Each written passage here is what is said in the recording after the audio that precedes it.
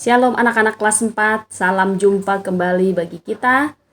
Mari mengikuti pelajaran agama Kristen dengan penuh semangat dan antusias. Ikuti dan simak pelajaran kita hari ini ya. Melanjuti dari tema kita dari minggu yang lalu dari bab 12 yaitu tentang Allah memeliharaku. Kita masuk di poin yang ketiga yaitu bukti pemeliharaan Allah. Ya. Tujuan dari pelajaran ini menjelaskan pemeliharaan Allah atas kehidupan manusia.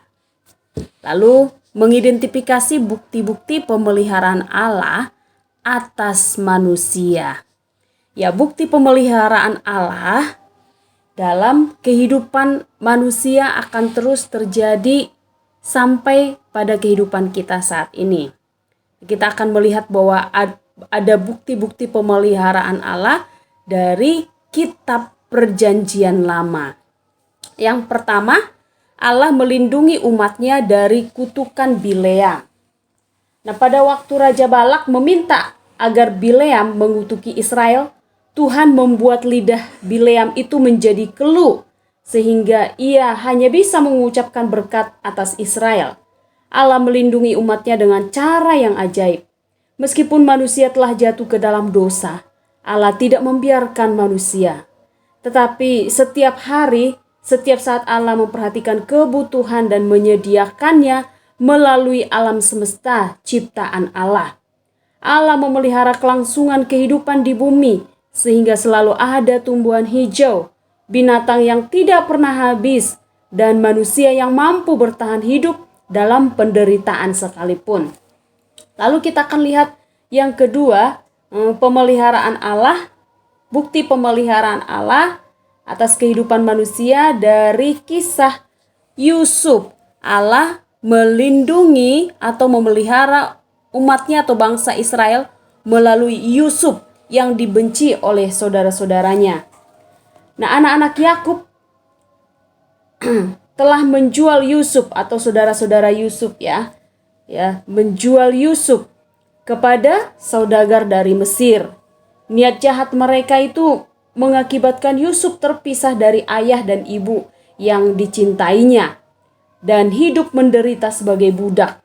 Kelihatannya rencana jahat saudara-saudara Yusuf ini sepertinya berhasil ya, tetapi mereka tidak mengetahui bahwa Allah memelihara Yusuf sehingga rencana Allah bagi Yusuf tetap berjalan. Pemeliharaan Allah terus bekerja, bahkan melalui dosa-dosa yang dilakukan oleh saudara-saudara Yusuf itu. Akhirnya, Yusuf menjadi pemimpin di tanah Mesir. Rencana Allah tidak pernah gagal, sehingga seluruh bangsa Israel dapat diselamatkan dari musim paceklik atau musim kelaparan yang terjadi pada saat itu. Nah, ayat ini ditulis di dalam Kitab Kejadian pasal 37 ayat 12 sampai 36, kemudian Kejadian 39 sampai Kejadian 42. Lalu kita akan melihat kisah yang lain, yaitu kisah dari Esther. Esther pasal yang ketiga, Esther pasal yang ketujuh. Allah memakai Ratu Esther dan Mordekai untuk melindungi dan memelihara umatnya, yaitu bangsa Israel. Kebencian Haman kepada bangsa Yahudi sangat besar. Haman ingin memusnahkan semua orang Yahudi. Haman mempunyai kuasa untuk mengatur rencana pemusnahan itu, sebab ia adalah seorang pembesar yang diangkat oleh Raja Ahasveros. Kelihatannya ia akan berhasil, bahkan telah menyiapkan tiang untuk menggantung Mordekai, paman dari Ratu Esther. Namun Allah menetapkan hal yang berbeda. Melalui Mordekai dan Ratu Esther, Allah menyelamatkan bangsa pilihannya dari kejahatan Haman. Lalu sebaliknya, Haman yang digantung pada tiang yang telah disiapkan sendiri baginya ya. Lalu kita akan melihat dalam kitab Daniel pasal yang ke-6, Allah melindungi dan memelihara Daniel dari ancaman maut gua singa. Kenapa hal itu bisa terjadi? Nah, Daniel meskipun telah menjadi salah satu orang kepercayaan raja di istana, ia tidak dapat luput dari rencana jahat para pejabat tinggi lainnya. Mereka mencari cara agar Daniel mendapatkan hukuman dari raja, tetapi tidak menemukan cara yang tepat. Satu-satunya yang tidak dapat dipenuhi Daniel dalam kerajaan itu adalah menyembah dewa dan raja.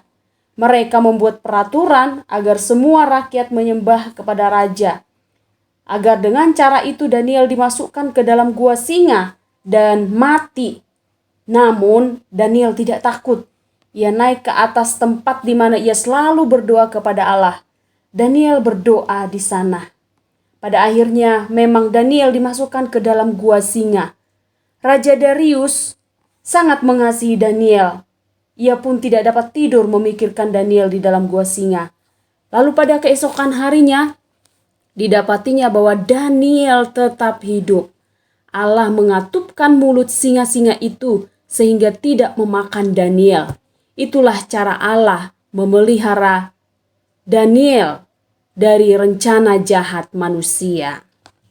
Pada waktu kamu mengalami sakit dan terbaring lemah, Allah tetap memeliharamu. Amin. Amin. Ia memeliharamu melalui apa? Melalui perawatan yang diberikan oleh ayah dan ibu. Melalui apa? Makanan dan minuman yang diterima oleh tubuhmu. Obat-obatan atau perawatan dari dokter. Dan waktu istirahat ketika kamu tidur. Sampai akhirnya kamu sembuh dan tubuhmu kuat kembali untuk beraktivitas. Setiap saat Allah memelihara, amin, amin. Setiap hari kamu pergi ke sekolah, atau saat ini setiap hari kamu mengikuti pelajaran daring, bermain, tidur, dan beraktivitas dengan teman-temanmu, kapanpun bisa terjadi kecelakaan karena tidak berhati-hati, atau orang lain berbuat jahat kepadamu. Akan tetapi, Allah selalu memelihara sehingga terhindar dari kecelakaan dan dijauhkan dari orang jahat. Kalaupun seseorang mengalami kecelakaan, Allah tetap menolong menyembuhkannya. Baik dalam keadaan baik maupun buruk, Allah tetap memelihara dan kedaulatannya yang mengatur seluruh kehidupan di muka bumi ini. Amin.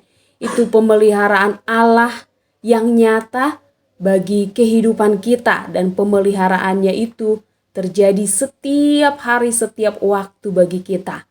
Itu sebabnya kita harus bersyukur kepada Tuhan dan terus menyerahkan kehidupan kita melalui doa-doa kita setiap hari. Ya, ini pelajaran kita anak-anak, bukti pemeliharaan Allah bagi kita sampai saat ini, dan itu akan terjadi seterusnya dan selamanya. Untuk tugasmu hari ini anak-anak, tuliskan 5 pengalaman yang tidak menyenangkan. Misalnya pengalaman yang pertama, mengalami sakit perut. Tuliskan cara Allah menolongmu. Ya, tadi sudah dengar bahwa Allah menolong itu melalui orang tua kita juga, melalui dokter. Ya. Tuliskan 5 pengalaman yang tidak menyenangkan, lalu tuliskan cara Allah menolongmu. Ya, tujuan dari kamu melakukan tugas ini supaya kamu memahami pemeliharaan Allah ada dan nyata di dalam kehidupanmu. Baik anak-anak, kerjakan tugasnya dengan penuh semangat. Jika tidak mengerti, boleh hubungi Ibu Samsinar. Tuliskan tugasmu, kerjakan tugasmu di lembar kerja dan tuliskan namamu, jangan lupa. Baik, sampai ketemu minggu depan. Tuhan Yesus memberkati anak-anak.